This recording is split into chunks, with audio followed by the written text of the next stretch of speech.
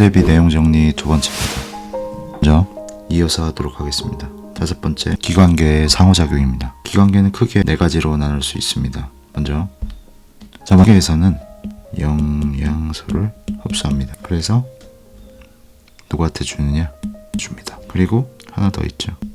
산소를 순환계한테 주고 순환계는 이산화탄소를 줍니다. 그리고 소화하고 남은 여러 가지 찌꺼기들을 설계에게 주고 노폐물과 재흡수 끝난 혈액을 다시 심장한테 주는 거죠. 이렇게 왔다 갔다 하는 겁니다. 주로 신장은 몸 밖으로 내보냅니다. 그리고 남는 비타민 그리고 무기질들을 이렇게 내보냅니다. 그래서 이런 것들이 상호작용을 통해서 가는 거죠. 자, 그래서 하나가 고장나게 된다면 모두가 다 고장나게 되는 거죠. 이거를 잘 알아두셔야 됩니다. 자, 그럼 이 신경으로 넘어가도록 하겠습니다.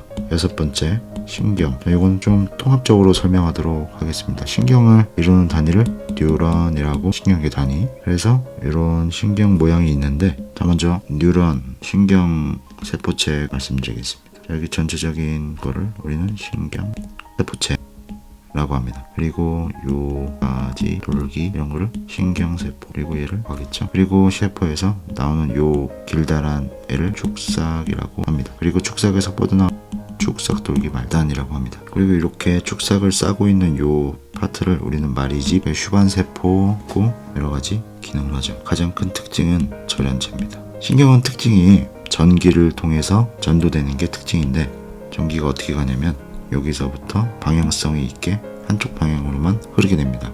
그리고 마리집은 흐를 수 없으니까 이렇게 껑충 해서 이렇게 가게 됩니다. 이렇게 껑충껑충 띄워서 간다고 그래서 우리는 얘를 도약 전도라고 합니다. 그리고 하나 더 아셔야 되는 게 있습니다. 자, 여기 마리집과 마리집 사이 여기 거를 우리는 랑비의 결이라는 거는 끊어졌다 라는 말이에요. 그래서 다 여기 끊어진 부위가 랑비의 결절이라고 합니다. 근데 요 위에 파트를 보면 마리집이 없는 부분이 있어요. 얘를 우리는 뭐라고 하냐면, 그리고 요 신경을 신경자만 붙이면 됩니다. 그래서 이렇게 쌓여있는 이런 거를 우리는 신경, 그리고 얘는 위에 있는 아이는 밑마리집 신경이라고 부릅니다. 전도는 밑마리집 신경보다 빠르기 때문에 구분을 좀 지어줍니다. 속도가 우선시되는 게 마리집 신경, 그리고 밑마리집 신경은 정확하게 모두 받아야 하기 때문에 얘는 정확 우선입니다. 그래서 밑마리집 신경은 중추신경, 많이 쓰이고 정확하게 받아서 모든 자극을 수용해야 되니까 하는 겁니다.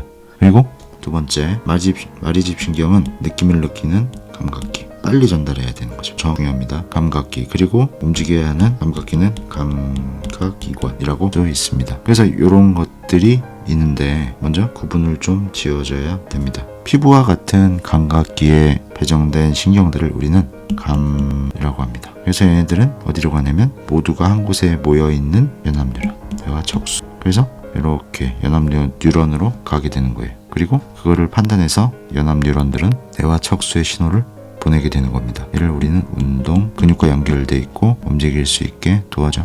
그래서 연합뉴런에서 멀어집니다. 자, 멀어지는 거를 우리는 원심성, 안쪽으로 들어오는 거를 구심성 신경이라고 해요. 어렵지 않은 내용입니다. 그래서 얘네들은 어떤 부분이 있는지 한 번 더 알아보도록 하죠. 제일 먼저 단순하게 뇌가 이렇게 있어요. 그리고 뇌에서 뻗어나온 척수가 있습니다. 자, 그리고 뇌 이렇게 있는데 얘네들을 우리는 중추신경이라고 합니다. 그리고 척수들이 이렇게 빠져나와서 발끝까지 쭉 이어지는 이런 신경들, 우리는 신경계라고 합니다.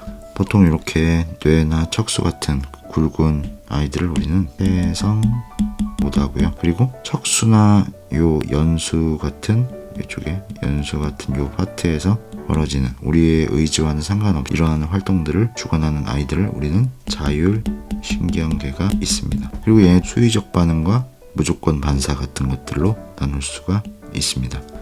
라서 이렇게 다 담을 수가 없어요. 그래서 말로 대체하는 부분이 꽤 있습니다. 그래서 강의 말도 좀 잘 들어주셨으면 좋겠습니다. 일단 자, 이런 것들이 있어요. 신경을 나누면 이렇게 정리할 수가 있을 것 같습니다. 그래서 반응은 이 정도로 할 수 있고요. 일단 또 하나를 좀 보자면 교감신경과 부얘를 한꺼번에 한번 하도록 하죠. 신경 반응을 일으키려면 우리는 전기가 필요합니다. 근데 그 전기들은 그냥 할 수 있는 게 아니라 자유로운 일정 성분의 전이가 필요합니다. 전달량이. 자, 그래서 받으면 반응을 하는데 그래프를 그려보면 일정하게 이렇게 되다가 땅 이렇게 됩니다. 자, 얘는 어떤 걸 나타내냐면 흥분 반응이 연관된 반응이에요. 얘를 좀 더 자세하게 보도록 하겠습니다. 자, 얘는 좀 복합적으로 나와야 되는데 세포가 이렇게 있어요. 핵도 이렇게 있고 그리고 안쪽을 보입니다. 주황 색깔의 전기 그래프는 전류의 그래프는 세포 안의 변화를 말하는 겁니다. 자세한 설명 수업 시간에 했기 때문에 가장 중요한 내용만 말을 해보겠습니다. 세포 안에는 칼륨이 많고 세포 바깥에는 나트륨이 많습니다. 그리고 우리가 주의 깊게 봐야 되는 요 세포 마크에서 이루어지는 작용들. 그래서 요 파트에서는 출입구들이 있는데 통로와 펌프로 나눌 수 있습니다. 통로는 ATP를 안 사용해요. 그러니까 에너지를 안 사용해서 위에서만 움직이고요. ATP를 써서 확산에 역행하는 움직임을 만들어줍니다. 하나씩 보도록 하겠습니다. 자, 좀 어려운 부분이긴 한데 그래도 잘 보면은 이해하실 수 있을 겁니다. 그래서 그림을 대충 그려보면 세포막에서 이루어지는, 자, 그래서 얘네들 파트로 나눠질 수 있습니다. 이제 간략하고 요약적으로 한번 표현해 보도록 할게요. 일단 전체적인 설명을 한번 드리면은 첫 번째, 세포 안에는 칼륨이 많아요. 그리고 세포 바깥에는 나트륨이 많습니다. 그래서 확산의 원리 때문에 자연스럽게 가는 겁니다. 근데 출입구가 열리지 않으니까 얘들은 가만히 대치 상태가 되는 거죠. 첫 번째, 칼륨 통로가 열리면은 안쪽이 많으니까 이렇게 나가게 됩니다. 그리고 나트륨 통로가 열리면은 바깥쪽이 많으니까 고농도에서 저농도 이렇게. 근데 펌프가 작용이 되면은 여기 있던 칼륨이 안쪽으로 들어와요. 에너지를 썼기 때문에 안쪽이 여전히 많지만 바깥쪽에서 안쪽으로 들어오게 됩니다. 그리고 나트륨도 마찬가지로 바깥쪽이 많지만 나트륨이 안쪽에서 바깥쪽으로 꺼내게 돼요. 그래서 이 과정을 펌프 통해서 다 하면서 일정 수준 다음 자극에 대한 반응을 하기 위해서 무기질의 농도를 맞춰줘. 자, 이런 패턴입니다. 어렵지 않죠? 네. 먼저 첫 번째, 편안한 구간입니다. 분극. 아무것도 안 열립니다. 그냥 가만히 있는 거죠. 두 번째, 빵. 자, 이때는 뭐가 어떻게 되냐면 전류가 올라갔죠. 그래서 나트륨 통로가 꼭 알아두셔야 됩니다. 그래서 흥분 상태일 수 없어서 다시 내려옵니다. 자, 이렇게 얘를 우리는 재분극, 다시 분극 상태로 내려간다. 자, 이때는 칼륨 통로가 개방됩니다. 안쪽에 있던 플러스가 나가니까 전압이 떨어지게 되는 거죠. 다음 마지막, 자, 요 파트일 때 F가 개방되는 거예요. 그리고 왔다 갔다 하면서 다시 전해질 농도를 이렇게 맞춰서, 자, 요 파트를 우리는 과분극이라고, 어렵지 않죠? 그래서 비주얼화 시키면은 첫 번째, 흥분 전도가 일어나는 거는 어떻게 하냐 보시죠. 첫 번째, 분극도 없어요. 근데 두 번째, 자극이 왔겠죠. 요 사이에 자극, 일정 파트 통로가, 그러면 안쪽이 칼륨이 많기 때문에 칼륨이 빠져나가게 됩니다. 자, 나트륨 통로가 개방돼서 이렇게 나트륨이 오게 됩니다. 그리고 이제 회복, 재분극을 하게 됩니다. 자, 이때 농도가 개방이 됩니다. 그래서 칼륨이, 안쪽에 있는 칼륨이 빠져나가게 됩니다. 그러면은 안쪽에 전압이, 그리고 네 번째, 과라도 좋습니다. 그리고 다시 회복, 분극 이렇게 되는 거죠. 칼륨 펌프로 요게 되는 거죠. 약간의 이해가 좀 필요한 파트이기 때문에 신중하게 봐주시길 바라겠습니다. 자, 이제 근육. 어렵지 않아요. 근육은 여러 갈래의 실타래가 끈으로 뼈를 이어주고 있는 거죠. 그래서 이어져서 당겨지면 골격이 움직이는 그런 구조입니다. 자, 근육 한 타래를 이렇게 자르면 섬유 나옵니다. 그래서 요 하나를 쭉 섬유가 나와요. 얘를 또 확대를 하면 근육 섬유는 원섬 나옵니다. 근육 전체 모임을 해요. 그러면 근육 모여서 섬유를 이루고, 근육 섬유가 모여서 근육 다발을 만들고, 근육 섬유 다발이 모여서 근육을 만드는 거죠. 자, 요거를 아셔야 됩니다. 그래서 또 우리가 구조는 이렇게 돼 있고, 그리고 여기를 확대하면은 여러 가지 파트가 나옵니다. 자, 요 친구들을 우리는 잘 아셔야 됩니다. 뭐냐면 를 확대하면은 이렇게 이런 구조를 갖습니다. 자, 이거를 자세하게 한번 그려보면은 같이 이렇게 꼬여있는 파트에 이 같은 이런 파트 귀엽게, 자, 이렇게 확대해 본 거예요. 그러면 저거 나옵니다. 되게 구슬구슬 하나를 우리는 틴, 그리고 우리는 마이오신이라고 합니다. 자, 그래서 요게 ATP를 쓰면 달라붙었다가 ATP가 있으면 붙었다가 얘를 에너지를 다 쓰면은 떨어지게 되는 거죠. ATP는 붙고 얘가 ADP로 되면 에너지를 써버리면은 떨어지는 구조.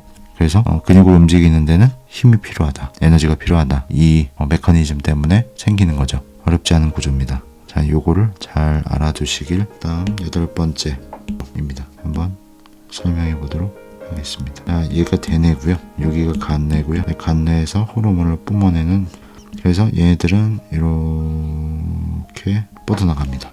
파트가 중뇌, 뇌교, 얘가 연수입니다. 잘못했네요. 해버렸네. 중뇌, 여기 연수, 여기가. 자, 각각의 기능은 수업 내용을 참고해 보시기 바라겠습니다. 얘는 반 자른 거고요. 자, 이렇게 이게 볼 거는 대뇌 같은 경우는 이렇게 우리 마음대로 할 수 있지만 나머지 파트는 우리의 마음대로 되지가 않아요. 자, 운동을 주관하고요. 연수는 호흡, 중뇌는 눈, 뇌교는 여기서 다리죠. 뇌하수체는 호르몬을 내뿜는데 뇌하수체는 앞쪽을 전엽, 후엽이라고 합니다. 그래서 전엽에서 나오는 호르몬과 후엽에서 나오는 호르몬이 다르게 작동하고요. 앞서 말했던 교감신경과 부교감신경 파트, 얘들은 조금 이따 설명하도록 하겠습니다. 교감신경과 부교감신경에 대해서 한번 또 알아보도록 하겠습니다. 차이는 이렇습니다. 먼저 교감신경은 주로 흥분하는 스타일의 패턴을 많이 갖습니다. 그래서 가운데서 일어나고요. 그리고 심장, 박기관지, 소화액, 그리고 동공, 그리고 부교감신경은 중뇌와 그리고 요 끝에 있는 패턴으로 부교신경이 주면 상태라고 볼 수 있고요. 얘는 이완, 편안한 상태로 볼 수 있습니다. 그래서 심장 박동은 얘는 촉진, 감소, 기관지는 호흡을 많이 해야 되니까 확장, 얘는 소화액, 억제, 얘는 방광은 긴장하면 오줌이 안 마려요. 이게 언제 느낄 수 있냐면 운동할 때 방광이 예의됩니다. 동공은 놀라면 이렇게 되는 거죠. 이렇게 이해하시면 될 것 같습니다. 자, 이제 부분만 하면은 될 것 같습니다. 항상성을 유지해야 되는데 8번, 9번입니다. 혈당은 12지장 옆에 붙어 있는 췌장에서 나오는 그래서 인슐린이 나오면 혈당이 떨어지고 글루카곤이 나오면 혈당이 올라갑니다. 그래프로 본다면 한번 혈당에 대해서 한번 그래프로 한번 설명을 해보겠습니다. 혈당이 야로 유지되다가 식사를 했습니다. 그러면 올라가겠죠? 보고 인슐린은 이렇게 올라가게 됩니다. 그러면 영양 때문에 이렇게 혈당은 떨어집니다. 그러면 혈당이 떨어지는 것 때문에 다시 얘는 내려갑니다. 자, 이렇게 원인 때문에 결과가 약해지는 것을 우리는 음성이라고 합니다. 결과에 의해서 원인이 약해지는 거죠. 결과가 나오면 원인이 계속 약해져요. 그래서 뚝 떨어져요. 근데 얘가 항상같이 좀 떨어져. 이것 때문에 뭐가 나오냐면 글루카곤이 살짝 올라가요. 그러면 글루카곤 때문에 얘가 올라가요. 그러면 그 올라간 것 때문에 원인인 글루카곤이 떨어지게 되는 거죠. 그래서 나눠서 한번 그려보면 혈당 그래프는 이렇게 이런 패턴을 같이, 혈당 농도 그래프는 혈당이랑 비슷하게 이렇게 갑니다. 시기가 글루카곤 패턴을 기억해 두시길 바라겠습니다.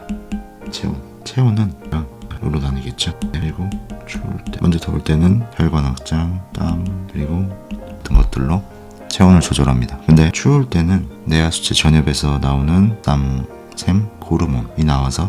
그래서 세포 호흡을 촉진시켜서 열을 나게 만드는 겁니다. 자, 우리가 꼭 기억해야 되는 거는 요겁니다. 티록신이 나온다는 거. 자, 자세한 사항은 수업 때 했던 내용들을 더 참고해 주시길 바라겠습니다. 핵심만 말씀드리는 거예요. 그 다음 마지막입니다. 삼투압. 얘는 어떻게 조절되냐면 요거 하나만 아시면 됩니다.